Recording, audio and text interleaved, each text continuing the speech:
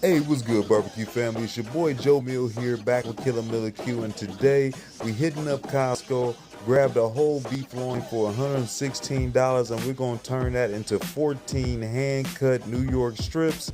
And I'll be going over how we're gonna vacuum seal them, put some away, and save them for later, as well as we're gonna go ahead and cook a couple up over harder charcoal with some steak and eggs. And before we get started, take this quick second to go ahead and hit that thumbs up button, subscribe to the channel if you haven't done it before, and sit back and enjoy this video.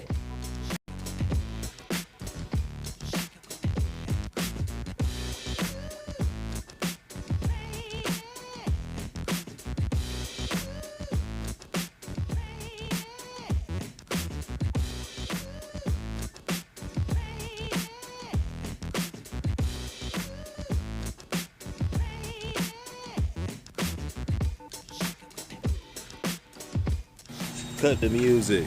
We are in the store and I'm looking at beef, loin, top loin, whole.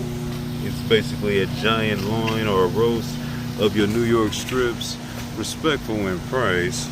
I missed my sale this year to get all of the ribeye roast to break down, so we'll see what we can come away with now.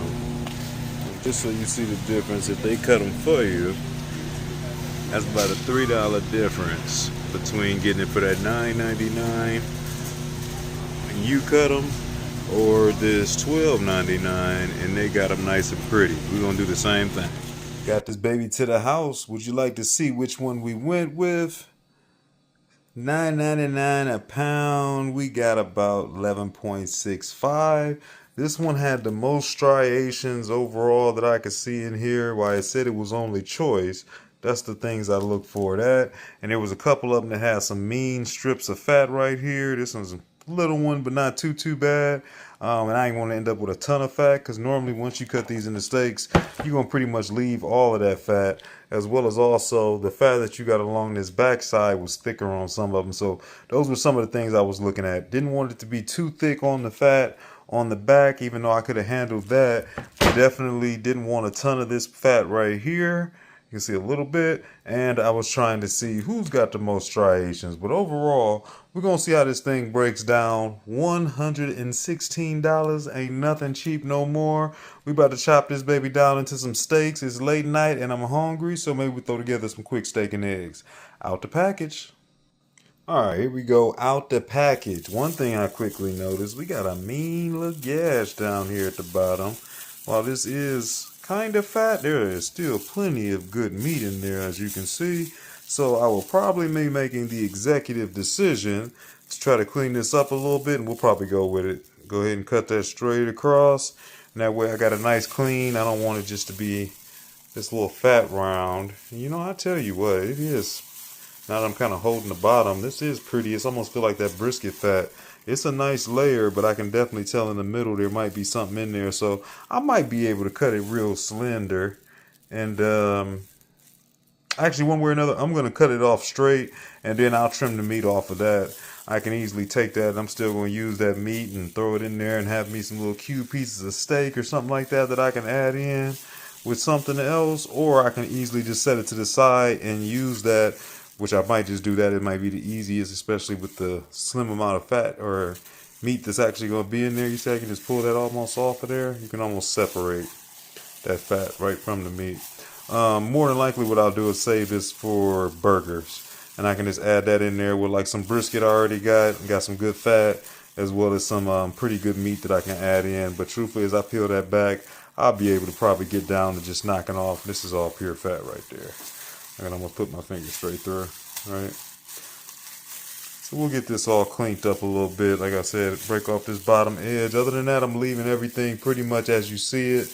And once we cut these into individual steaks, it won't matter so much. So let's make some first lines. All right, straight line, straight across. A lot better, right? Nice clean line. You can see that. Pretty mean layer of fat, which is great for the New York strip and common, right? So easily I can take the meat off of there or whatever have you. But definitely we got some good meat on there that will not go to waste. I'll probably end up pretty much leaving it as is, except maybe I'll make some adjustments in some of this thicker area. Like I said, using it for burger.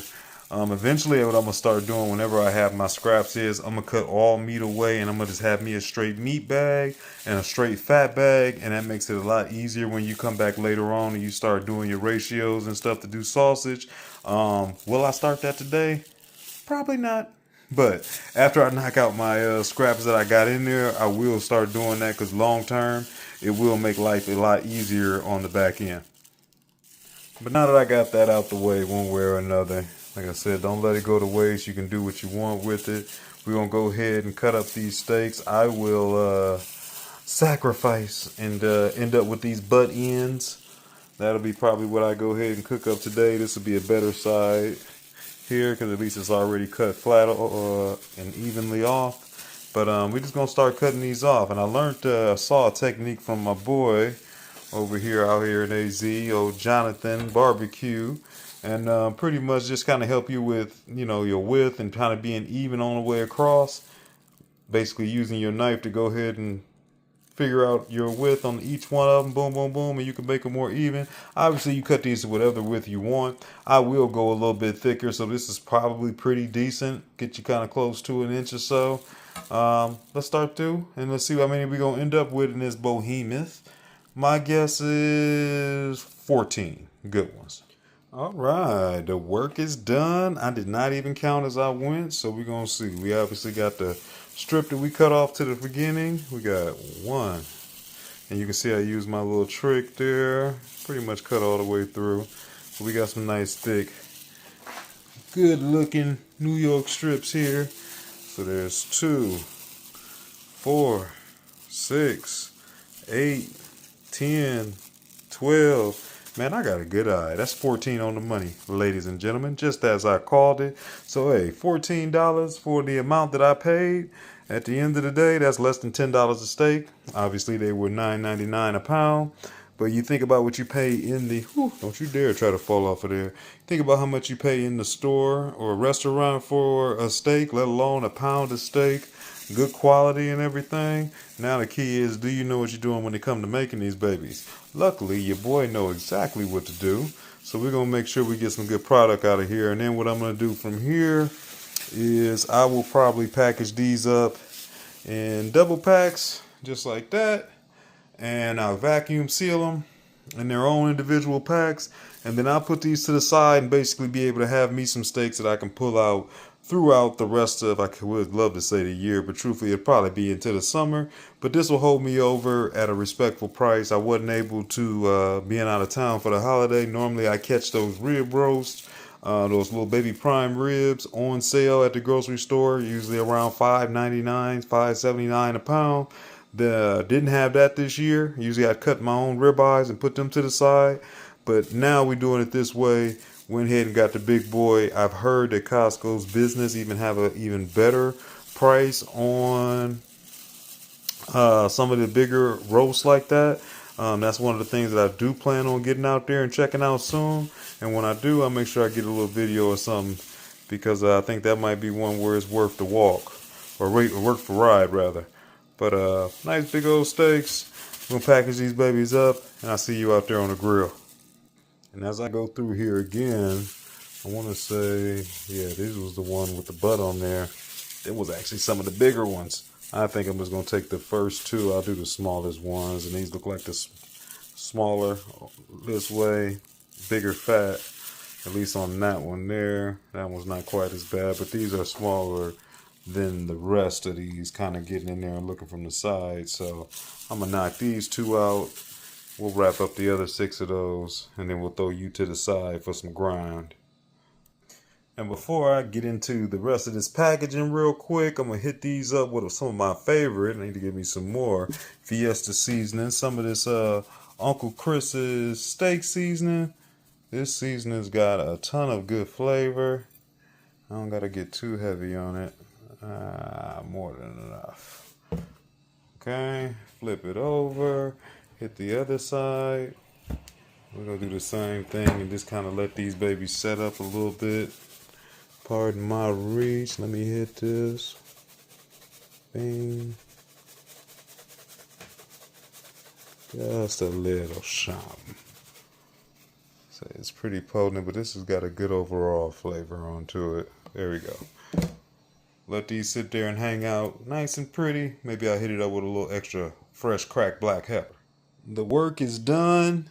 I tell you what, I love this. I don't got nothing special, man. Literally, this is like a food saver I grabbed at Costco, maybe $100 or something like that.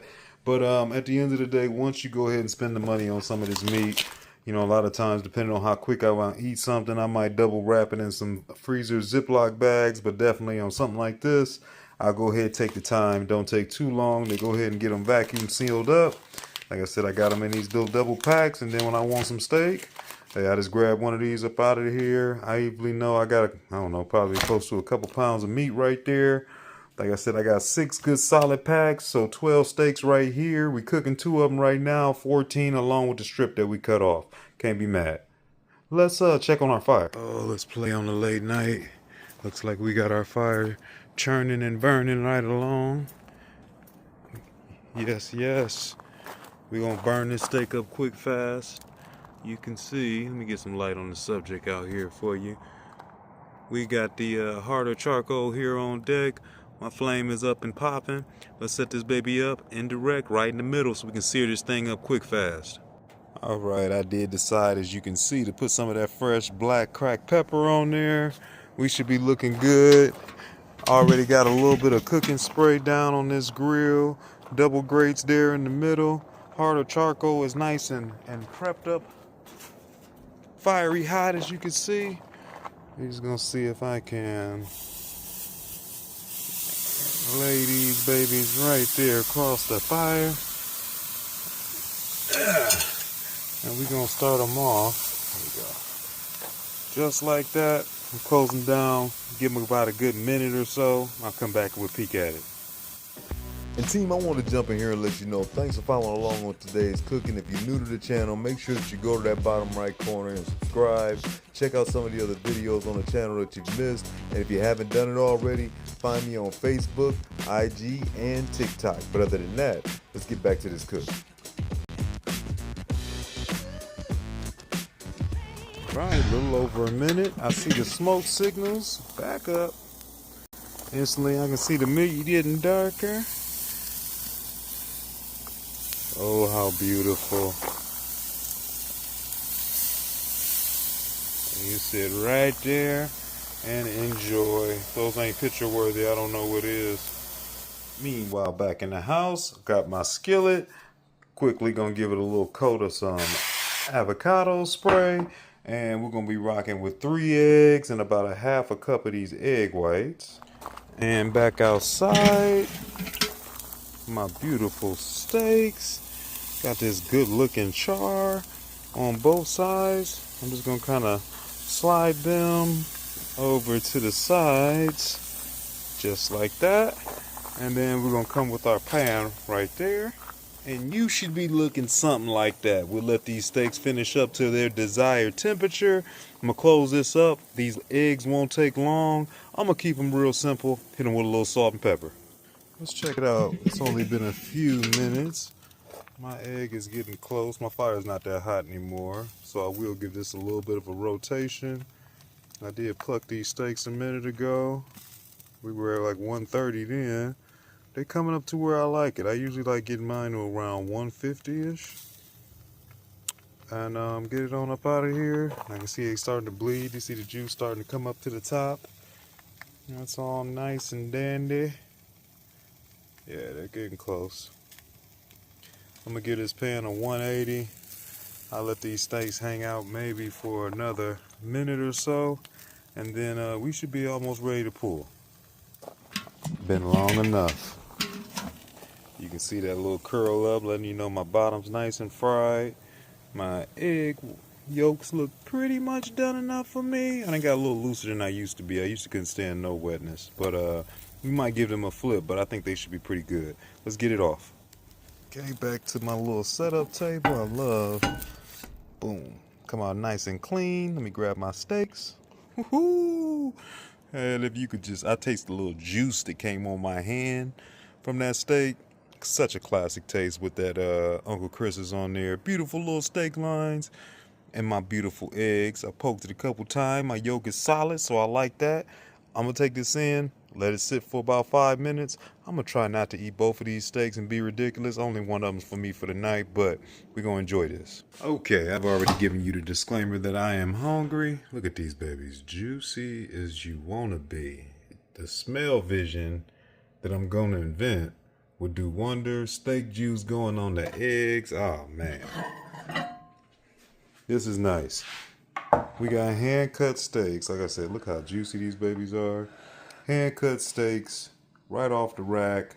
You can't beat that. Let me grab a knife. We're going to cut right into one of these. Okay, let's get it cut. Oh, yeah. Nice and juicy. Like I said, for me, that $1.50, little carryover, give me a nice medium, the medium well. That's not quite middle, but you can kind of see what we're looking like wall to wall. Let me chop it up a little bit more. There we go. And then this end piece, nice and thick, daddy. This gonna be me.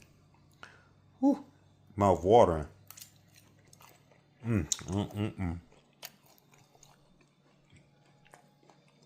So tender. Telling you that Uncle Chris's steak seasoning, that might be my favorite on the steak. I'm gonna get rid of this before I decide to cut into both. Chop this thing down. We're gonna see what it do here in just a minute. I can barely get back to this phone. I am all in love with this steak. Tenderoni, flavor for days. My eggs is perfect. I tell you what, for $8.30 a steak, that's definitely a come up. Literally one of the best buys in Costco. If you know, you know. Shouts out to all my family for checking out this video and supporting like always. You out there in TV land, my boys over there at Black Smoke Barbecue, my peeps over there at Heart of Charcoal for firing this cook up. I appreciate y'all checking this thing out. You know we're going to keep it rolling and I'll catch you next week. Peace.